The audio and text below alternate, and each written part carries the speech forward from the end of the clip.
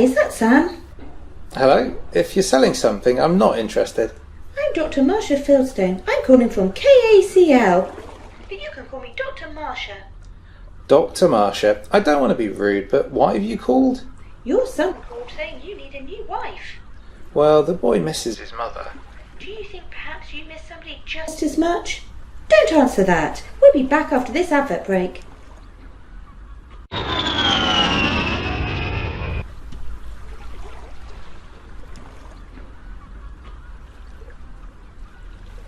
Honk, honk. Hello. Hello. Meep, meep, meep, meep. But Dad, I like this one. We are not going to New York to meet some woman. Bing. It's you. It's me. I saw you in the street. Are you Annie? Yes. We better go. Shall we?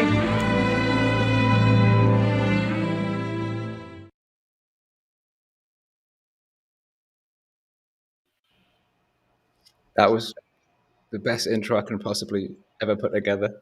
Thank you. I appreciate that. It was so much fun doing it.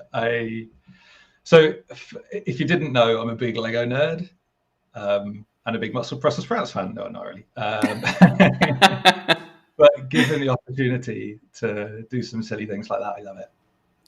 It was. I realized that when I was playing the intro, I realized if someone hadn't seen your tweet this week, that's probably like the most random thing that possibly could have been played.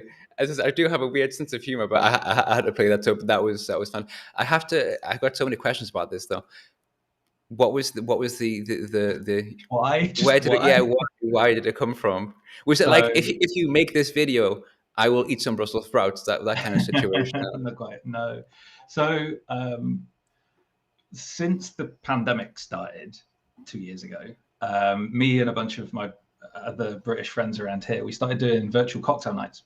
It started out with like wine tasting and got into cocktail nights, and then it was you each make a cocktail, deliver it to one person's house, and then they redistribute the cocktails back to everybody. So you end up with like 6 different cocktails. Drink them over the course of the evening, guess what's in them, play some silly games. And the one that we did just this weekend gone, so the person who was doing it, she's a big fan of a series called Taskmaster, which is a British TV thing. Yeah, I've seen a couple of those, where they get celebrities on and they set them silly tasks. Yeah. Sometimes the tasks are make a little video about XYZ or do a little animation of XYZ. And so she set us this thing saying, remake a rom-com using Brussels sprouts between 30 seconds and 2 minutes long. So we did Sproutless in Seattle because we decided that was obviously the ideal one. It's my wife's favorite like rom-com movie. I'd actually never seen it. So wow, okay. I had no idea what was really going on. So I had to go and watch those. I've watched that final rooftop scene. Okay. Where they meet at the top of the Empire State. I've watched that about 40 times now just to get the lines and the vibe right. There can't be many people. I'll put this phrase differently. You have to be the only person in the world who's watched that film purely to make a Brussels sprout Lego film. I mean, really, if that's I predict that is the case. Yes. Yeah, it'd be quite strange if there were 2 people who've done that. Fantastic. But like of the six of us who made these little videos, 2 of us did Sleepless in Seattle, and 4 people did Love Actually. Okay, fair enough.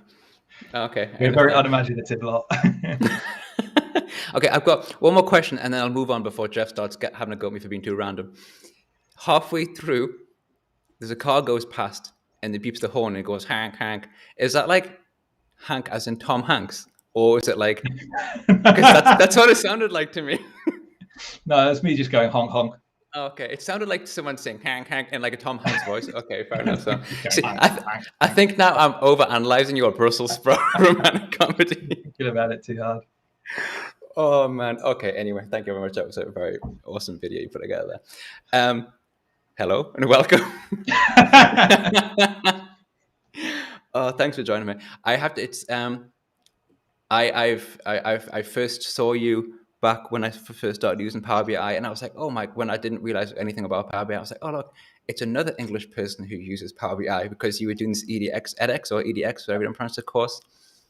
Loved it, mate. So thank you for teaching me about Power BI back in 2016 or whatever it was. I appreciate it. I get that a lot. Yeah, no, you're very welcome. I really enjoyed making those films, making those movies, right? I maybe this is why, I don't know. So at the time when we started Power BI, we needed somebody to make training videos. And, you know, when we started out, there was no content team, right? There weren't any writers or support folks. Turns out who could go and make that stuff, because we didn't have a product that nobody else knew about it. So it fell to the PMs to start making those films. And we got a studio, we got budget to go and film it properly. But it was all kind of written and directed by us, by me, Amanda. That's cool. Kim on a few of them as well. And I was happy to put my hand up and do it, because I like the sound of my own voice, and I'm quite happy to watch myself on video and listen to these sort of things. So my dad was in the broadcast sound industry. Okay. He was the guy with the big long pole with a microphone on the end of it. Is that the boomstick? A boom. So close. A boom mic. And so we always had recording stuff in the house. And so I was very used to, from an early age, recording myself, making little, I don't know, radio shows or breakfast TV shows or whatever with my friends, running around the house and interviewing people, that sort of thing. So it's great. Nice. Okay, look, I'm just going to dive in for the question straight from measure-driven data labels, Jeff. Should I do a quick intro first? Because I realise, like, we start talking away. I am sorry. Yeah, I was actually Power BI videos. Normally, what I'll do, I'll go to someone's Twitter bio and I'll take a couple of parts and be like, "Oh, so what's this? What's your job?" And then we just went straight into Brussels sprouts, which is about as random as it gets to me, to be honest. So yeah, go for it, mate. Please, who you are, what do you do, and all that kind of stuff. And then we'll get to Jeff's question. Those of you, those of you who don't know me, you may know me from such videos as that edX course. But my name is Will Thompson. I'm one of the Power BI program managers. I've been on the Power BI team since before it was Power BI. So I came over to the US to join the engineering team in 2012, back when we were Power View, Power Query, Power Pivot in Excel. And I focused on the visualizations, and then as Power BI kind of grew up and started to become a thing, I kind of took a bigger role in that. So I've been on the team since before it was Power BI. Yeah, I'm now looking after kind of a weird mix of things, because I used to run the creators team, so mostly Power BI desktop, but also you're creating stuff in Power BI service. But in the last year or so, I've kind of moved to float around for a few different projects and some new things that we've got in the works that I can't talk about. But stay tuned. Oh, come on! You know you want to really come on. I really do. I can't wait until we can start talking about it. But yeah, that'll be next year. Oh, fair enough. So, but you're the program manager, correct? Yeah, okay. That's right. Yeah, okay. I have actually checked in some code to the Power BI code base before. The engineers actually let me write some code, which is a terrible idea. Some of the DAX, some of the quick measures. I wrote the code for that takes like what you drag into the quick measures thing and turns it into DAX. So, how was that? Good fun? Sort of. So if they don't work, we can blame you, basically, is what you're saying. Yeah, right. No, if there aren't very many of them, the fact that there aren't very many of them, you can blame me. It was a great idea, and but then I quickly realised that I'm not an engineer and I don't enjoy writing code professionally. I do it in my spare time, but not professionally. I'd rather talk to customers, and I'd rather listen to people's feedback in user groups and figure out, okay, what are we going to go build, and how is it going to work, and what's it going to look like, that sort of stuff, rather than. That's fair enough. So you're more a people person, as you say, used to presenting, used to being on screen, the person who sells the product a little bit. You know what I'm saying? Through your glowing personality. Yeah, before I was in the engineering team, I worked at Microsoft in the UK in the sales world. I was a technical sales guy looking after the BI products there as well. So back when it was analysis services, integration services, those kind of separate SQL tools, presenting to customers, doing the sales, doing the demo, doing the sales pitches, and helping them figure out, okay, so this is what I can do. How is that going to actually translate into helping your business, and how are you actually going to deploy it and run it and make it do what you want it to do? Cool. I never actually used Power View, I got to say. I entered the world after that. I knew that it existed after I started using Power BI, and I kind of went back over, if you will. And I was like, okay, this exists, but I was like, okay, but this is better. I'm gonna use like Power BI. Yeah. It was actually really liberating for us to have kind of done that V1 product. because I mean, I wasn't involved in the early development of Power View, but having built up a bunch of kind of tribal knowledge, really, back in the Silverlight days, Thomas, exactly. How charting worked in that kind of interactive environment. Because obviously before then we had reporting services, which was much more it's going to run once, it's going to get printed out or looked at by lots of people, but it's not usually interactive. You're not clicking and slicing and dicing. Power View was the first time when we brought in those kind of slicing and dicing capabilities, and we learned so much there that when it was we're going to restart and build this Power BI thing, and it's all going to be HTML and it's all going to be using the latest technologies, we had a great kind of foundational understanding in the team of what interactive visualizations mean, and what the common gestures, what the common expectations about when I click on a thing, how does everything react. We'd learned a lot of those kind of foundations from when we got started. So it was really great to have that as a baseline. It's interesting you mentioned that, because I do remember like the very early days of my use of it, and then showing people there was always these questions. So if you click on this, is that also going to change? Like, does the axes change with it, or the stuff it was from what I saw, such a new thing that it was so interactive. I'm enjoying people writing stuff like Silverlight, by the way, and all these things that were well before I got into it, but I've heard of. I'm trying to catch up with the comments here.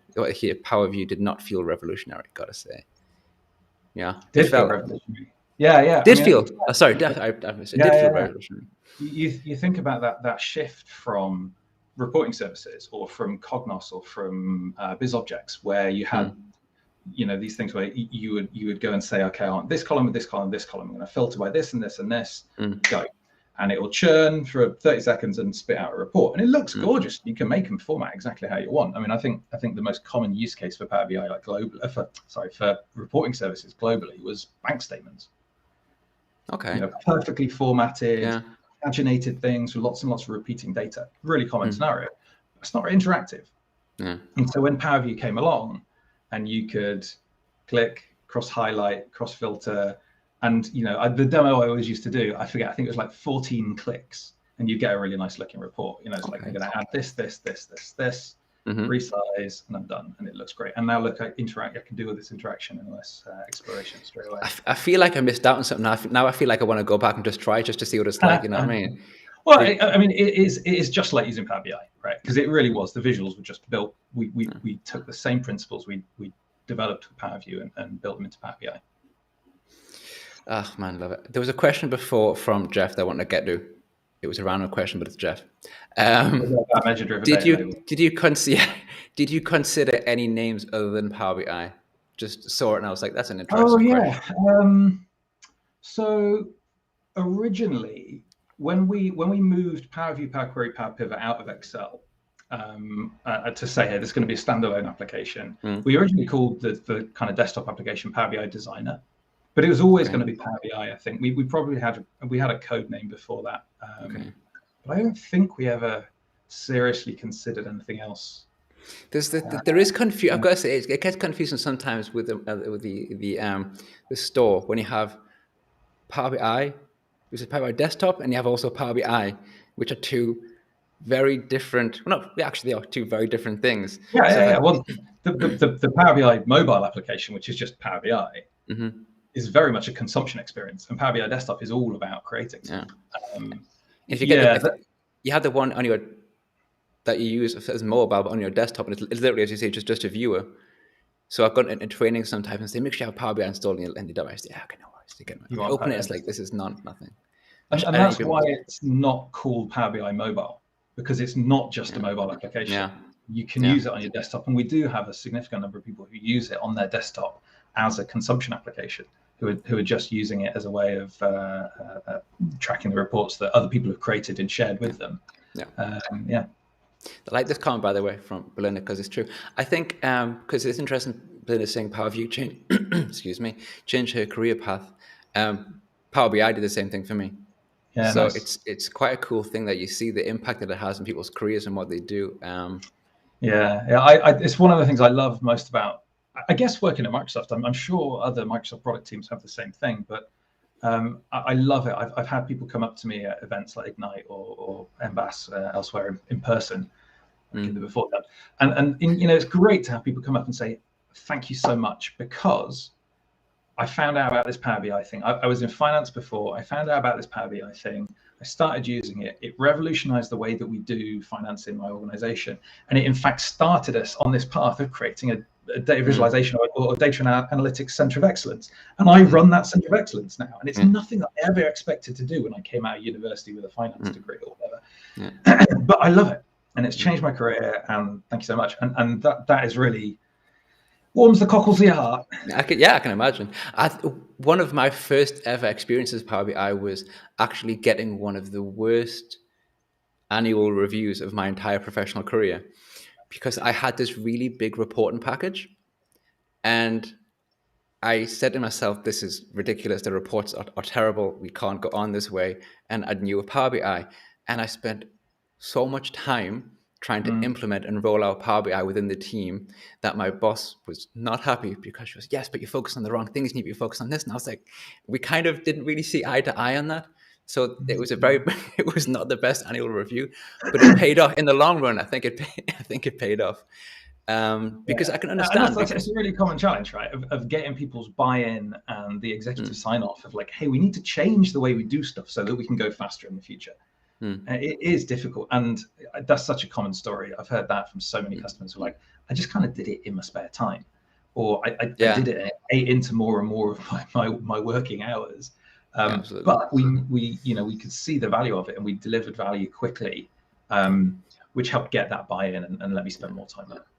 Yeah, I probably repeat myself a few times on this point, but I really do think that one of the biggest points for Power BI was the fact that it was so accessible. Like, if you have any laptop, you can just go and get Power BI desktop, install it, connect the data. It just in minutes, you know. Whereas with other solutions, it wasn't that straightforward. You had to, have a consultation, and someone would come along and all that kind of stuff, But it was just there, and I was doing something on my private computer at home, and I go into work the next day and do exactly the same things and have really cool business results. It was a very thing.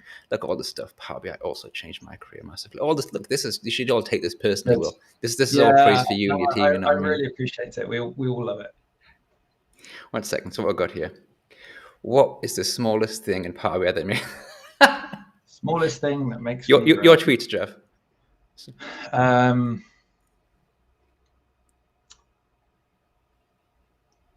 Things that make me grow. I'm struggling to think of one. I think which is the smallest, and which is the thing that gives me the biggest growth, because there's so many of them. That's a good point. Do you know what? Actually, one of them is the splash screen that you get when you start a Power BI desktop.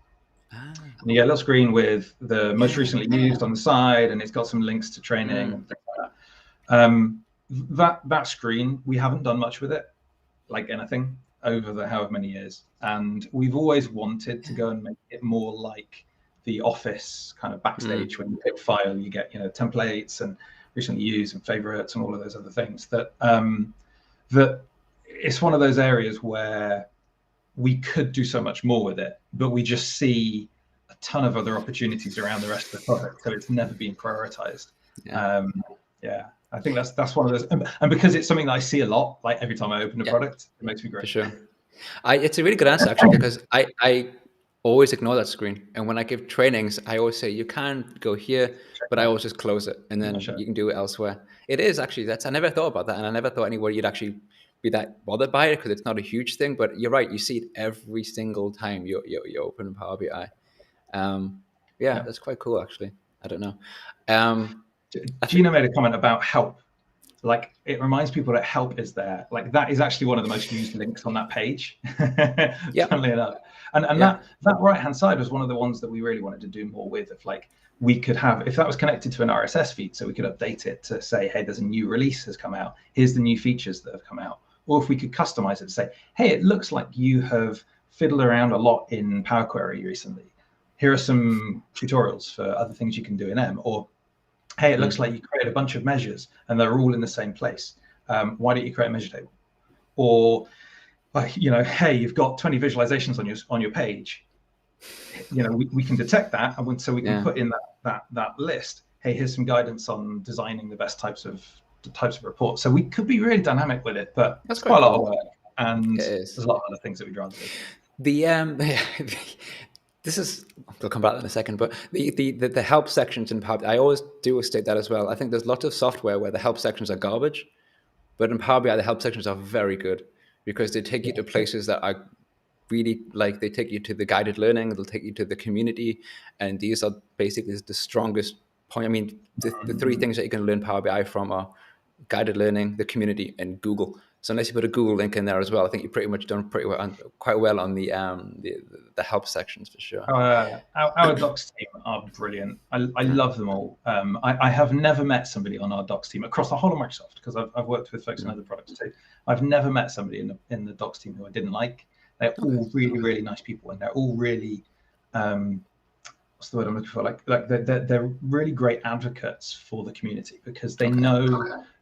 They know the audience, they know people who will read these docs, and they are so good at writing in a way that's approachable and friendly and easy to understand when we have these very, very technical topics. Both people who write the things that you see on docs.microsoft.com, but also the content that's in the product itself, like the text that you get when you open a dialogue and they explain, or when you get an error message and it explains what's gone wrong. Getting error messages that are understandable and actionable is really tough. But we have a ton of really good writers who do such a great job there. That's huge as well. So I think it's something that you don't appreciate quite often, but it's a good point. It's a really huge thing. So I'm just leaving the question up there by Kerry, because I'm really bad at finding them again. And when I see one, I'm like, that's good, I'll go back to it and say, it's gone now, I'm done. So I didn't mean to interrupt you there, right? But it's a good question. What's the most visualizations I've seen? I don't know about like visualizations on a page, maybe like 40, 50. I see Alper. Yeah, so Alper's one of the engineers on our visualization team. I don't know how many of you know him. He's one of the developers. So yeah, 150. 150. But the other thing that sticks in my mind was we had a report from a customer who had a table on a page. It was just a table, maybe it had a couple of filters at the top, but the table had over 250 columns in it. They just dumped like every column and every measure they could into it. It was really, really wide, and they were running into problems with that. But yeah, there you go. I've seen that one before as well. I've seen that. I had a colleague who had an issue with the report, and it was taking a long time to load because it was a table with a huge number of columns. But on top of that, they were also wanting to have the slices to start to show like previous year to date, all that kind of stuff. So when it just took so long, and it's really about, for me, to then telling the person, okay, you might want that, but you can't have that. It's not Excel, right? Yeah, sure. The classic move from Excel to Power BI. I mean, it was so nice. What was it, like 2.5 years ago, when we started letting you connect Excel to Power BI datasets in the service? Yeah, maybe not even that long ago. Maybe it was only 18 months ago. Because it was then when people said, "I'm trying to recreate this table in Excel and I'm trying to do it in Power BI." I'm like, why? Why not just use Excel and connect it? If you want those big wide tables, you can do it in Excel, and you get a different set of functionality in Excel. I'll say different because there are limitations there that you wouldn't get if you're doing it in Power BI. But you use the right tool for the job, and sometimes you don't have to just go with one thing. I think it's one of the things, my favorite releases is being this connection between to Excel with the data set, primarily because I don't have to publish a report and then cry when someone says, "Can I please export that to Excel?" They can just do it and just don't tell me. Okay, this is your thing now. Okay. Oh man, when are Microsoft going to buy Tabular Editor? I just saw that comment. There you go, Bernard. Classic Bernard. When? Well, I don't know. Not at the moment. No, it's all good. I just put it there. I think so. Our support for that kind of professional developer persona is not as good as it could be. We could invest more in that, and we could spend time getting SSDT and the Visual Studio extensions up to the scratch of Tabular Editor and building that same functionality in there. The problem is, it's like, if we do that, what are we not going to do? Yeah, we've got a fixed number of developers to go work on the product, and in fact, it's not just like however many people we've got across the whole product. It's the people who know the modeling part of the code, because we've got the visualization developers like Albert, who's on the chat. But I can't go and send him off on that other area because it's just not his expertise. So it's a smaller number of people we've got anyway. And if we move them over to work on it, it means less people to work on composite models over analysis services, or it's less to work on modeling in the web. You know, like there are other things that we just think they are higher priority and will have a higher impact at the moment. So we say, hey, look, the community can go do that. We love Tabular Editor. I mean, don't get me wrong, we love it. And we've done everything we can to support having those third-party tools running against Power BI Desktop. You know, we've opened up those APIs for people to go and do that, and we're hardening Power BI against those external changes. And we feel like that's the best kind of investment for us, of like supporting those third-party tools to do it, rather than trying to build those tools ourselves. Makes sense. No, you kind of come back to this point a few times, and I keep forgetting to pick up on it because I'm not very focused. I always try to have this in mind when people talk or think about things that they want and things that aren't there, or things that should be there. That it must be, I can imagine, I have no frame of reference, but it must be quite, I would think, frustrating sometimes when you do something that you think is really cool. You've done all this cool stuff and you have a new release, and then it comes a comment, but why is that not there yet? But I'm still waiting for this. Because you're right, I mean, there is a finite number of things that you can achieve, and it must be really hard to prioritize. And obviously it's impossible for me to understand how you prioritize these things, but it has to somehow be done based on resources and all that kind of stuff. I can imagine that's really a tough part of the job. It is. It's my favorite part and hardest part of the job. Yeah. Okay. There's a recording of me doing a session at the London user group that's floating around the internet. I'm sure Matthew can find it. I think he blogged about it a little while ago, where I was talking about kind of our planning and prioritization process, and all the ways we listen to feedback, and all the places that we get information from, whether it's user groups or Twitter or the community forums or the ideas forum or MVPs or our enterprise customers or our field sales folks or partner teams at Microsoft who embed Power BI in their solutions, like the Dynamics world. You know, they've got loads of Dynamics applications that embed Power BI dashboards, and they're giving us feedback all the time. You know, Microsoft Research, who come up with crazy ideas like Charticulated, that we're like, oh, that's amazing, we'd love to go and do that, let's go and build that into the product, how can we do that? Right, so you get all of these different places giving you suggestions and input onto what we should be doing. Plus there's also us going, you know, it'd be a really, really good idea, we should come up with an entirely new thing called Power BI Premium that allows people to scale to thousands of people when outside, you know, that have just come up from us thinking about the way the business runs. And then somehow we have to synthesize a prioritized list of things we're going to go and work on, and how many engineers we're going to have assigned to each thing. And it is really tough. And it's just a case of listening with this kind of, it's a very hackneyed phrase. We use it a lot internally in Microsoft, customer empathy, just having a really deep empathy and a deep connection with the individuals who use your product and the businesses who pay for your product. At the end of the day, we're making money, so that's what we want to do. So, you know, you need this empathy with those groups of people to understand what is going to have the biggest impact to their lives in the case of an individual, whether it's advancing their career or allowing them to go home early so they can spend more time with their family, whatever it might be. And what's the impact going to be on a business in terms of helping them achieve their business goals. And you know, by understanding those two sides, we can better establish what are the things that we can go work on that will have the biggest impact. And it is tough. It is by far, it's why they pay us. That's why product managers exist. Fair enough. So this is very good. This is a very good point. I mean, again, it's something that I have not a great deal of reference on for other products, but I think you can't really work with or understand or communicate with the Power BI community and actually without knowing this. You do kind of feel like heard, which is quite a cool thing. It's quite a nice thing that it's nice to get that feedback. It's a nice problem to have. Too much feedback is a nice problem to have. So before I started at Microsoft, so this was like in between finishing my degree and stuff, I worked as a DBA in a little publishing company. Okay. And, you know, I kind of managed their contacts and sales database, that sort of stuff. And the problem was the folks who used it never told me anything about how they were using it. And I didn't know enough about how to run products like that to go and ask them. So I just kind of sat there and did my own thing and hoped it would all get better. And I'm sure it didn't. And you know, even before that, I worked in a school in my high school, running a network, like network admin type thing.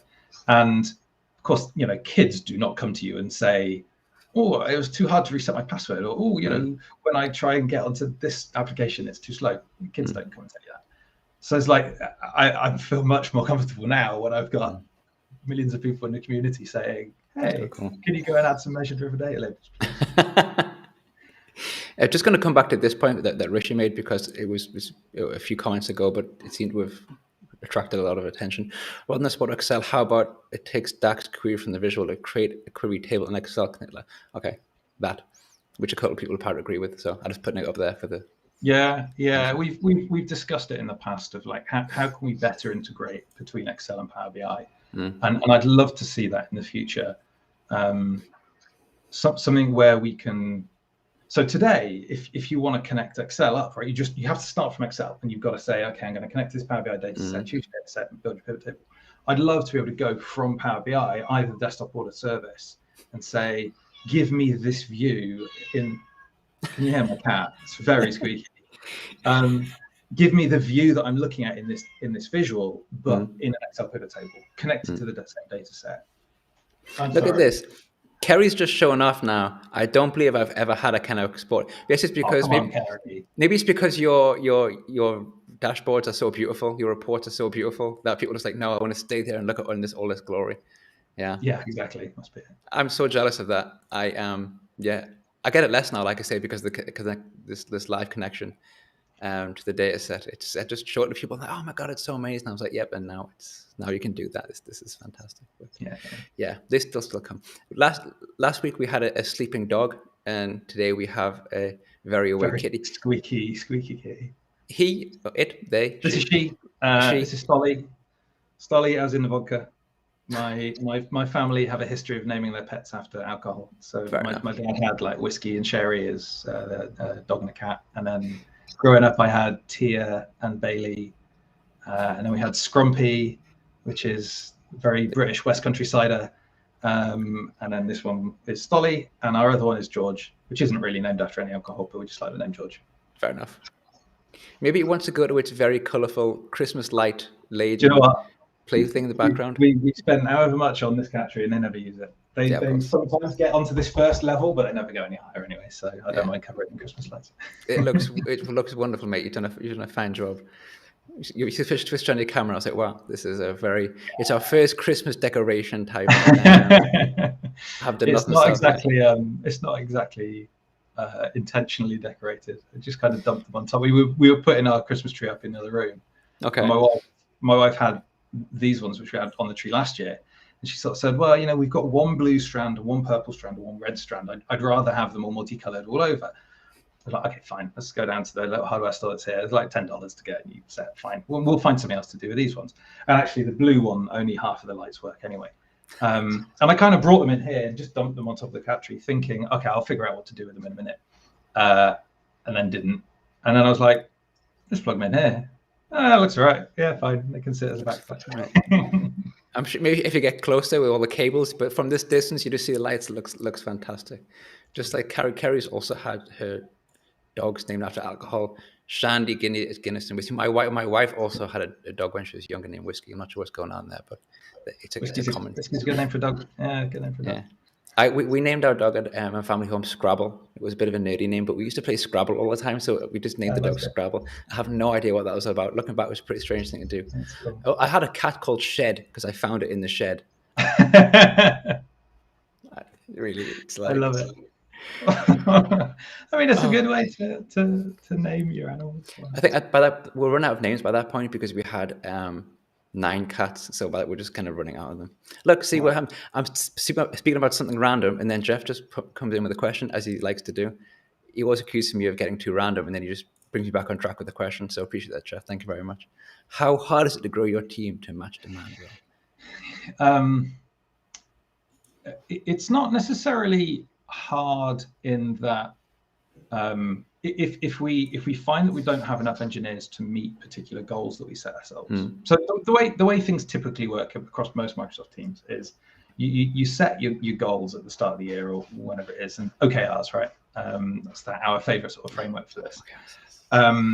So you set this and you say, hey, we're going to make this many monthly active users by the end of the year, whatever the target is, or we're going to grow to this much revenue by the end of the year. And then you go and execute on it. And if you can turn around to your VP or whoever and say, hey, we're not going to meet this goal because we can't execute on this, which we think is going to give us this many users, this, which we think is going to give us this many users, and this, because it's going to give us so many users. If you give us 10 more engineers, we can go and do these things and we'll meet our target. They'll typically turn around and say, yep, sure, fine. We'll go to the finance org and make sure we've got enough money to pay for the heads. But typically, you can go and make those business cases. And Microsoft's actually very good. Well, in my experience, Microsoft has been very good at doing that.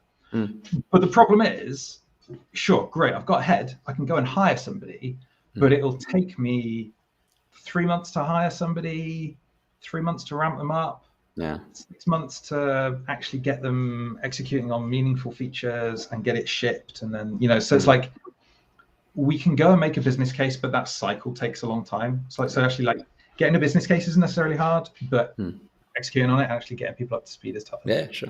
I can well imagine. Got 2 more questions lined up. We're going to keep them coming now, mate. We're just going to pound you for the questions. Go for it, you know what I mean? How are you? How are you coming with? What a nice question. See, thank you, Roland. What a top-notch guy. That's really nice. Thank you. Personally, I'm good. Fantastic. Working from home for the last 2 years has been hit and miss. It's been so last year. So my kids are 6.5. I've got twins. Do you want to know about the? Yeah, go for it. Do you know about the Power BI curse? There's a bit of a curse in the Power BI team of having twins. Really? So there was a period, maybe sort of 4 years ago, when we were 150, maybe 200 people in the team. We had like 11 sets of twins on the team. What? This animal is so squeaky and so annoying. Right, sit there and be nice and be quiet. So yeah, we just got this weirdly high incidence of twins on the team. So Kim Manis, who used to run the team, she's got twins. Our docs team, I was in a meeting with 2 folks from our docs team and 2 folks from our, me and somebody else from one of the other, and we all had twins. We were like 4 of us in a room and we all had twins. Strange. Anyway, my girls started kindergarten last year remotely, and having them here, your kid's still on twins. No, I see that, Matthew. Yeah, very good. So having them at home, trying to do school virtually on Zoom, 5.5-year-olds. My wife was basically a full-time teacher, and she did an amazing job with that. And it was great for me to be able to see them a lot. Now they're in school full-time now, have been since September, and it's nice to have some quiet in the house so I can focus on some work. And then they come home at 3:30, and I can see them and I can spend time with them. So from that point of view, it's been quite nice. But I really miss the in-person debate about how features should work, and talking to our designers and talking to the engineers in person, standing at a whiteboard and scribbling and sketching things. That really energizes me. And oh my God, in-person conferences. I'm a weird ambivert in that I love talking to people and I love going to conferences. In fact, I probably fall more on the extroverted side. I love going to conferences, and there's nothing my favorite days at work are where I get up early to go and prep and do a keynote, like 9 o'clock, stand on stage with Amir or somebody, and he does his spiel, and I'll do some demos, and everybody applauds, and it's great. That thing is nice kind of buzz for me. And then I go and stand on a show floor at a booth, and I talk to people all day, and I get a bunch of random questions, and sometimes it's product stuff about how do I do this. Sometimes it's just like, hey, I've heard about this Power BI thing, give me a quick overview. And I love saying, okay, oh yeah, I don't really know about that, but let's go and find the person who works in the sister team who's over around the corner who can help with that. I love having those conversations. And then you go out for dinner and you go and hang out with MVPs or with folks from the community or whatever, and you still talk nerdy stuff and geeky stuff. And you roll into bed at 1 o'clock in the morning, 2 o'clock in the morning, and you get up the next day and do the same thing again. And do that for 5 days straight. It's so much fun. I love it and I miss it, but it's exhausting. Yeah, fair enough. Yeah, crash when I get home. But like that's been really missing for me for the last couple of years. And I think a lot of the team feel the same. When I speak to the other PMs on the team, a lot of us are quite outgoing and quite into going to events and stuff. And we feel the same way. But our engineers, most of them are really thriving with being at home and being able to just have some focus and sit down and work on a problem and get engrossed in something. And, you know, they don't have the distractions of people walking up and down the hallway and knocking on the door and saying, oh, we've got a quick moment to answer these questions. But I think the past couple of years has really taught us that the way people work is so very different from person to person and from job to job, you know. It's become so evident. I mean, I don't really miss the office. The only thing I miss the office for is Power BI trainings, because to do that in a room full of people is so much nicer than doing it, you know, over Teams or whatever, you know. I mean, I never went to conferences because I was never in the position to do so, but it sounds very fun way to talk. I used to go to like city in Germany, Ludwigshafen, and there kind of do like just bigger Power BI trainings over a few days. But it was nice just to be out and sit on a train. And that being said, I have lost some weight because I don't sit on trains and drink beer anymore. So that's kind of that's helped somewhat, you know. When my kids were working from home, when my kids were doing homeschooling, I started to work nights. So I was working from like 4 o'clock in the afternoon through to like 3 in the morning. Which was challenging, but also good fun because I could just really, really focus. Like the house was just silent, and I was like sitting there working away, you know. And I remember one day my daughter, she wanted to have a Skype with one of her friends, and she was Skyping with a friend, and I bought myself like an Asus ZenBook, whatever it's called, and it was a nice little laptop, really great. And this Skype call finished, and my daughter didn't want it to finish, and she had a bit of a tantrum, and she grabbed the laptop screen and just twisted it and cracked the screen. Oh, yeah, she got in trouble for that, I tell you. But so that was a challenge. Yeah. So yeah, it's understandable, all these things that we kind of go through and companies and stuff. But I appreciate somebody checking in. It was very nice. So I was managing a team at the start of the pandemic, in fact. So two of the PMs on the creators team, Jeroen and Rosie, who you may have picked up from the blog and things. Yeah. They joined the team like literally just as we all got sent home. So Rosie was in the office for like 2 days before she got sent home, and Jeroen joined maybe 2 or 3 weeks after we all started working from home. And so when we first got to when we got into kind of 4 months, 6 months into it, and everyone was like, oh, this is really different, and we're all trying to figure it out. Managing that team, I spent a lot of time trying to check in with people and say, how are you dealing with being at home on your own? And some of the folks on our team live on their own. They live in a little one-bedroom apartment, and they don't have space. They can't get out and about, and they don't have people to talk to face to face. And it's like it's tough. And people need the social interaction. Human evolution, 64 million years. If you believe that sort of thing, then we've got to a point of civilization because we're a social organism. And when that social interaction disappears, it has a massive mental impact. And so it was really important to kind of check in with folks, and still is, right? We've been doing this for however many years now, and so it's tough to tell. Sometimes it's tough to tell how people are reacting as well. You need to have that level of trust with them to be able to talk about it. Absolutely, I agree. So I'm just going to just spring to a question because it's someone asked, and it's from Jeff, and I'm interested as well, because I've got to say this is the one thing that I felt quite bad about in the past months, because it's probably the only thing I've been actively grumpy about when it comes to Power BI, the new format layout. What's the feedback been like? Is it like mixed or? Yeah, it's mixed. Some people love it, some people hate it. Some people hated it and then used it for a week and love it. And I think it's a good example of the sort of feature where when you make changes, there's always a friction or inertia to get over when something's changed. It's the who moved my cheese thing, right? Like stuff has changed, but we tested it. We spent a lot of time talking to users and sticking it in front of people and saying, what do we, how do you think this works? And we refined it and we iterated on it, and it is still in preview, right? Things are going to change. We will keep refining it. And so, the feedback has been, as we said earlier, like even negative feedback is good because it helps us get better. Better to have that and to have silence. So I think on balance, it's been positive. The folks who have given us negative feedback, we understand why, we think we can make it better, or we understand why, and it's a hurdle that they will get over if they use it for a bit long. Sure, of course. Yeah, it's happening. I was very hesitant to bring that point up, but then Jeff just gave me an excuse to do so. So I was like, okay, just he's done it. So thank you very much.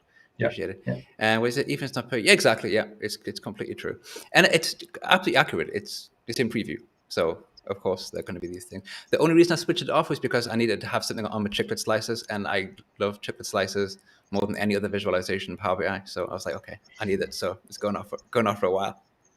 I mean, that's another good example of something that, like, we know that God, my mind's gone blank. Custom visuals will have to do some work if they want to fully take advantage of it. Yeah, that's true. And we want to give custom visuals developers a good experience for defining what should those panes look like for their visuals. Yeah. Well, the custom visual I've been using, I'm just going to say it again, that I've been using for most of the past month and a bit has been Deneb, and I love it so much. I've just been spending all my time, and now I think I'm probably about another month away from being able to put maybe Vega on my CV. That is, I don't understand why I've got to use the curly brackets so often. I feel like I spend half my life typing curly brackets for Vega, but it's worth it. And then I miss it. And like brackets was okay. And then we had square brackets, and now I've got curly brackets as well. I was like, come on, this is just too much. Calm down with the brackets. Yeah. So are they brackets or braces? I call them curly brackets because I enjoy seeing it. I enjoy seeing it, sorry. It's a curly bracket, sounds nice. But braces, yeah, I suppose they could be braces, but I'm going to stick with curly brackets. Curly brackets, PBX. I see. It's PBX. So you send it out. Don't tell me that, because now I feel like that my opinion is definitely wrong. I'm like, okay, if Will says PBIX, I can't argue with that. You know what I'm saying? I mean, how do you say it for a PowerPoint file? It's PPTX, right? I never said. I always just say PowerPoint file. I've never said PPTX. What about Excel? Excel is XLSX. It's not Excel. I see what you're saying. I agree. We had this conversation a couple weeks ago. But don't ask me about Word. Don't ask me about Word, because that's definitely DocX. That's true, actually. It's true. It just it depends on the abbreviation. If I can say it, I will. I had this reputation at work when we had codes in my previous job. Every type of company would have a code, and there was a company called company code was B01D, which meant it was null. You couldn't use it. So I would just call it a Boyd, B01D, Boyd. Yeah, and I kept saying, people are like, what are you talking about? What's this Boyd? And I was like, it says right there, Boyd. And they're like, yeah, okay, it's not Boyd, it's B01D. I'm not going to say B01D. Yeah, there's a word for that where you turn an acronym into an actual word. Somebody in the comments will tell me what the word is. I don't remember. Yeah, we'll get there. Those are